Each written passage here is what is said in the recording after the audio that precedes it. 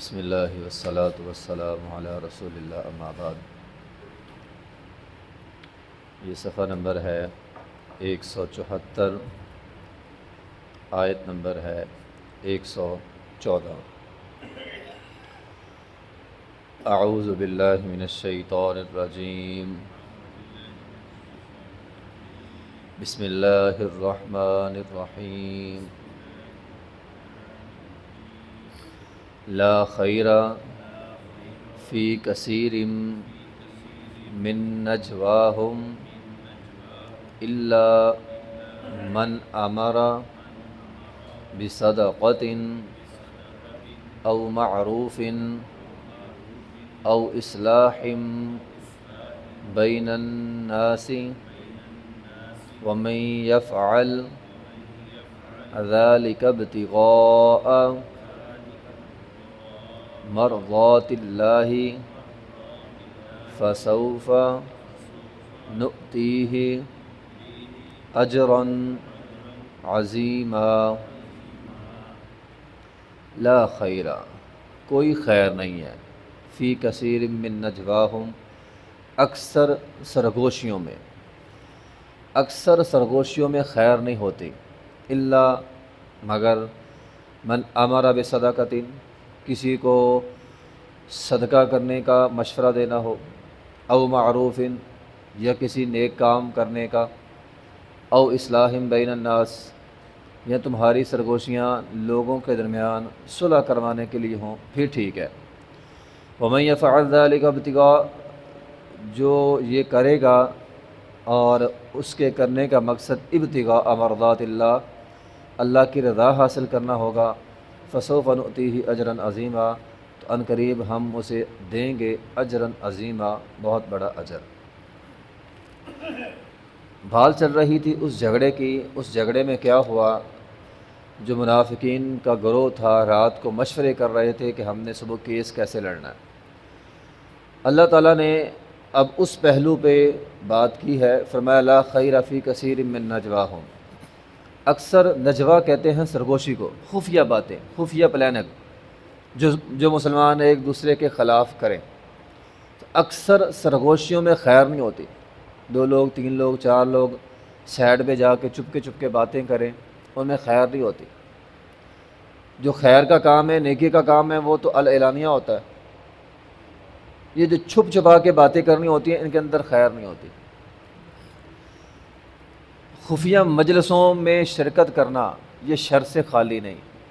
نبی علیہ الصلوۃ والسلام نے تو اس کی مثال وہ بھٹی میں پھونکنے والے کی طرح دی تھی۔ فرمایا بھٹی میں پھونکنے والے کے پاس بیٹھ جاؤ گے یا تو تمہارے کپڑے جل جائیں گے، نہیں تو کم از کم گرمائش ضرور ملے گی۔ خفیہ باتیں الگ ہو کے کرنا، ان میں خیر نہیں ہوتی، ان میں شر زیادہ ہوتا ہے، نیکی کم ہوتی ہے۔ ہاں البتہ 3 نبی علیہ الصلوۃ والسلام نے استثنائی صورتیں بیان کر دی ہیں اللہ تعالیٰ نے۔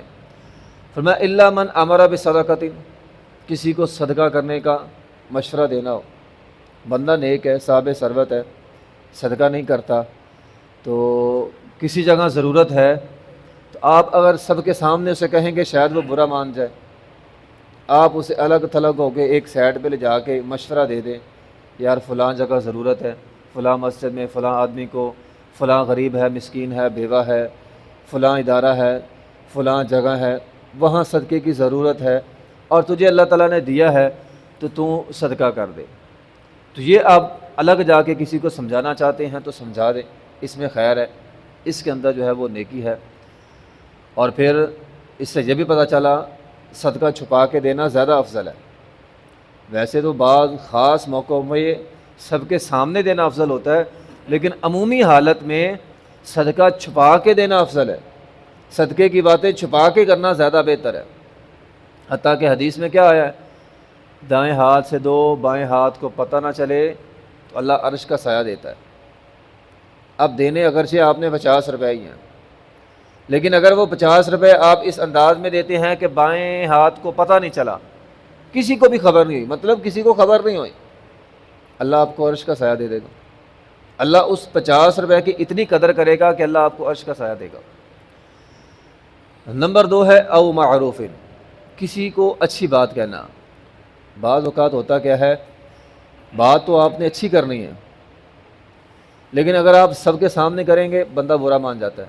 مثال کے طور پر کسی کو نماز کا ہی کہنا ہے، اگر آپ سب کے سامنے کسی کو نماز کا کہہ دیں وہ برا مان جائے گا، اسے ایک سائڈ پہ لے جا کے کہہ دیں یار نماز پڑھنی چاہیے، تو شاید آپ کی بات مان لیں، اس پر اثر ہو جائے۔ تو یہ نماز کی تو میں نے ایک مثال دی ہے۔ کوئی بھی نیکی کا کام بعض اوقات سب کے سامنے کہنے سے اتنا فائدہ نہیں ہوتا جتنا فائدہ الگ تھلگ لے جا کر کہنے سے ہوتا ہے۔ تو فرمایا نیکی کی کوئی بھی بات ہو وہ آپ کسی کو الگ تھلگ لے جائیں اور جا کر اسے کہہ دیں تو شاید وہ زیادہ مؤثر ثابت ہو، اس پر زیادہ اثر کریں۔ نمبر 3 ہے او اصلاح بین الناس، لڑائی ہوگی۔ اب لڑائی میں آپ کیا کرتے ہیں، آپ ایک پارٹی کو الگ لے جاتے ہیں، دو لوگ جھگڑ رہے ہیں، آپ نے ایک کو الگ لے گئے سائڈ پہ لے جا کے اسے سمجھایا، تو یہ خیر ہے۔ یہ الگ تھلگ ہو کے بات کرنا شر نہیں ہے، یہ خیر ہے، کیونکہ بعض اوقات عموماً بندہ سب کے سامنے اگر آپ اسے روکیں گے تو نہیں رکتے، ہاں الگ لے جا کر سمجھائیں تو بندہ بات مان جاتا ہے، تو یہ خیر ہے اور یہ کرنا بھی چاہیے۔ اور یہ کام اتنا ضروری ہے کہ اس کے لیے، اس کام کے لیے، اس پہلو میں کہ آپ کسی کو سمجھانا چاہتے ہیں، کسی کو لڑائی سے روکنا چاہتے ہیں، اسے الگ لے جا کر سمجھائیں، اور اس سمجھانے میں اگر جھوٹ بھی بولنا پڑ جائے تو بول دیں، یہاں تک اجازت موجود ہے۔ یا جس کے ساتھ تو جھگڑا کر رہا ہے وہ اچھا بندہ ہے، اگرچہ وہ اچھا نہیں ہے، یا وہ تیرے بارے میں اچھی باتیں کہتا ہے اگرچہ وہ نہیں کہتا، لیکن شریعت نے اجازت دی ہے کہ اس معاملے میں، اس پہلو میں جھوٹ بھی بول لو۔ تو او اصلاحم بین الناس، نبی علیہ الصلوۃ والسلام کے گھر کے پاس دو لوگ آپس میں جھگڑ رہے تھے۔ جھگڑا ان کا یہ تھا کہ ایک کہتا تھا میرا قرض واپس کرو، دوسرا کہتا تھا میرے پاس نہیں ہے۔ وہ کہتا تھا مجھے مہلت دے دو یا تھوڑی سی کمی کر دو، میں نہیں دے سکتا۔ وہ کہتا نہیں میں نے لینا ہی لینا ہے اور ابھی لینا ہے۔ باتیں اونچی ہو گئیں، نبی علیہ الصلوۃ والسلام کے پاس کانوں میں آوازیں گئیں، آپ باہر تشریف لائے۔ فرمایا کیا ہو گیا ابھی؟ ایک کہنے لگا جی میں نے اس سے قرضہ لینا ہے، دوسرا کہتا جی میرے پاس ہے ہی نہیں۔ آپ علیہ الصلوۃ والسلام نے دونوں کو سمجھایا، قرضہ لینے والے کو کہا نرمی کر، اور جس نے دینا تھا اسے کہا بھی نرمی تیرے لیے ہو جاتی ہے، مہلت تجھے مل جائے گی، کمی ہو جائے گی لیکن تو نے ادا کرنا ہے۔ آپ نے دونوں کو بات سمجھائی۔ اسی طرح ایک حدیث میں ہے صحابہ کرام نے کہا آپ علیہ الصلوۃ والسلام نے منع کیا راستوں میں نہیں بیٹھنا، بھی راستوں میں نہیں بیٹھنا۔ صحابہ کرام نے کہا جی ہم نے تو جس طرح گاؤں میں لوگ ہوتے ہیں چوراہوں پہ بیٹھ کے انہوں نے باتیں شاتیں کرنی ہوتی ہیں، وہ کہا جی ہم نے تو باتیں شاتیں کرنی ہوتی ہیں اور ہم کہاں پہ بیٹھے، مسجد میں باتیں کرنا منع ہے، ویسے ہی فضول باتیں، وہ تبادلہ خیال کرنا ہوتا ہے ہم نے، تو کہاں پہ بیٹھیں، گھروں میں سارے اکٹھے بیٹھ نہیں سکتے، پردے کا معاملہ ہے، اب کہاں بیٹھیں، بازار میں ہی بیٹھنا ہے۔ تو بازار میں بیٹھنا کہنے لگے جی ہماری مجبوری ہے کیا کریں جی۔ آپ نے فرمایا ٹھیک ہے بیٹھ جاؤ، لیکن راستے کے حقوق کا خیال رکھنا ہے۔ پوچھا جی کیا حقوق ہیں؟ فرمایا نظر نیچی رکھنی ہے، کسی کو تکلیف نہیں دینی، سلام کا جواب دینا ہے، نیکی کا حکم دینا، برائی سے روکنا ہے، دو لوگ جھگڑ رہے ہوں ان کو روکنا ہے، فسادی نہیں بننا، راستے میں بیٹھ کر فسادی نہیں بننا، راستے میں بیٹھ کر لوگوں کی اصلاح کا کام کرنا ہے۔ او اصلاحم بین الناس، یا لوگوں کے درمیان صلح کروانے کے لیے یہ عمل کر سکتے ہیں۔ ومن یفعل ذلک ابتغاء مرضات اللہ، جو بندہ یہ تینوں کام، صدقے کا حکم دینا، نیکی کرنا، لوگوں کے درمیان اصلاح کروانا، یہ تینوں کام اللہ کی رضا کے لیے کرتا ہے، فسوف نؤتیہ اجرا عظیما، اللہ اسے بہت بڑا اجر دے گا۔ ایک حدیث میں ہے اس کا اجر اتنا بڑا ہے، آپ لوگوں کے درمیان صلح کرواتے ہیں۔ فرمایا ایک بندہ نفلی نماز پڑھتا ہے، نفلی روزے رکھتا ہے، نفلی صدقہ و خیرات کرتا ہے، ایک تو نا فردی نماز، ایک نفلی نماز ہے۔ فرمایا نفلی نماز سے، نفلی صدقے سے، نفلی روزے سے بہتر ہے لوگوں کے درمیان صلح کروانا، اس کا ثواب ان تینوں سے زیادہ ہے۔ اور بلکہ ایک حدیث میں نبی علیہ الصلوۃ والسلام نے یہاں تک فرما دیا ایک بندہ حق پہ ہے، اپنے حق کا مطالبہ کر سکتا ہے، لیکن جھگڑا چھوڑنے کے لیے بھئی اس کے ساتھ زیادتی ہوئی ہے، اپنا بدلہ لے سکتا ہے، لیکن اگر بدلہ لیتا ہے یا اپنے حق کا مطالبہ کرتا ہے تو جھگڑا بڑھتا ہے۔ تو فرمایا یہ بندہ حق پر ہے، سچ پر ہے، لیکن جھگڑے سے بچنے کے لیے خاموش ہو جاتا ہے۔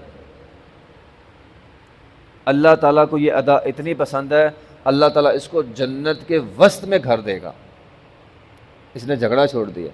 حق پہ تھا، جھگڑا کر سکتا تھا لیکن جھگڑا چھوڑ دیا۔ تو یہ ہے فسوف نؤتیہ اجرا عظیما، اللہ تعالیٰ اس کو اجر عظیم عطا فرماتے ہیں جو جھگڑا چھوڑ دے، یا جو لوگوں کو نیکی کا حکم دے، جہاں جو لوگوں کو صدقے کا حکم کرے۔ اس کے علاوہ، ان تین کے علاوہ جو بھی سرگوشی ہوتی ہے نا، اس میں خیر نہیں ہوتی۔ لوگوں کے کانوں میں چغلیاں کرنا، غیبتیں کرنا، یہ غیبتیں ہوتی ہیں، چغلیاں ہوتی ہیں، لوگوں کے بارے میں باتیں ہیں، شر پھیلتا ہے ان چیزوں سے۔ تو اللہ تعالیٰ نے فرمایا اس کے اندر کوئی خیر نہیں ہے، اس کے لیے چپ کے باتیں کرنا، الگ تھلگ ہو کے سازشیں کرنا، یہ خیر نہیں ہوتا، یہ شر ہوتا ہے، اس سے بچنا چاہیے۔ وآخر دعوانا الحمدللہ رب العالمین۔